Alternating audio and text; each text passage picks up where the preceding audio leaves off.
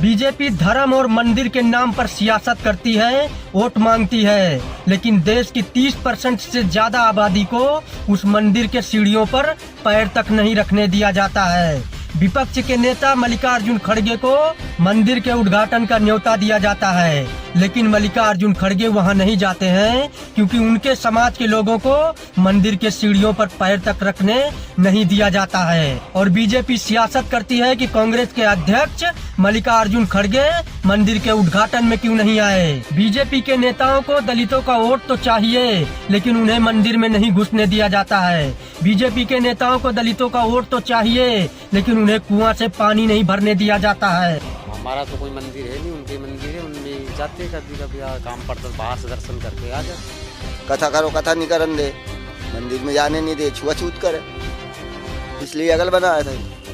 पूजा पाठ करते तो पंडित ही नहीं मिलता है, पंडित आते नहीं। जब चुनाव आ तो तू भाई मारो आ जा, बिल्कुल हल्की पाल के घर में बैठ जाओ, और जब चुनाव गए दूर रो वहाँ बैठो। भाजपा की छुआछूत की राजनीति ने आज पूरे देश को धर्म के नाम पर बांट रखा है।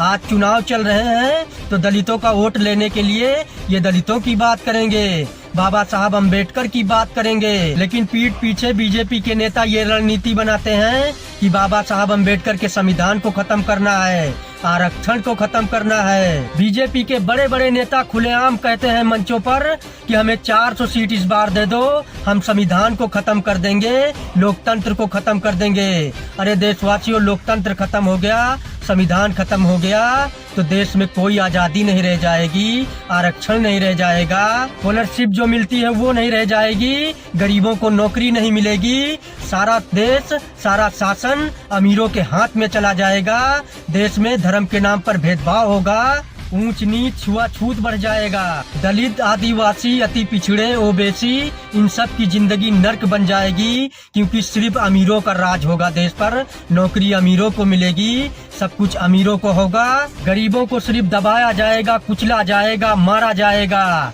ये है बीजेपी की असल सोच।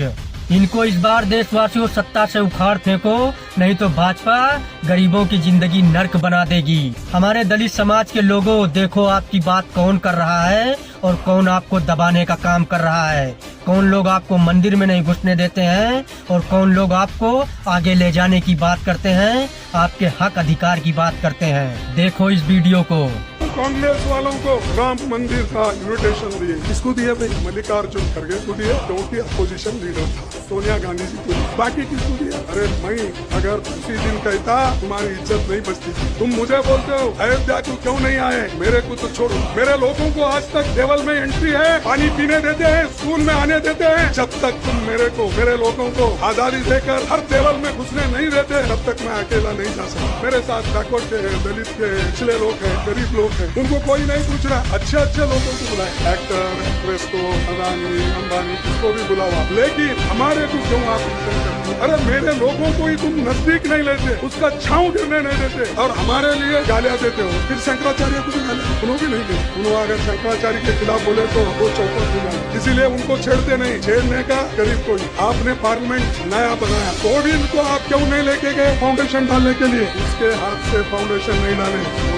उसका उद्घाटन करने को भी हमारे मुर्मा जी को, शेड्यूल ट्राइब के लेडी को नहीं बुलाया गया। राम मंदिर का उद्घाटन के वक्त उन्होंने अपने साथ उनको लेके नहीं गया, ऊपर से हमको बोल रहा है अपमान किया। अरे तुमने तो शेड्यूल कास्ट, शेड्यूल ट्राइब और हमारे देश के राष्ट्रपतियों का इंसल्ट करने वाले, हमको ये वोटों के लिए खेल मत खेलो, बंद करो।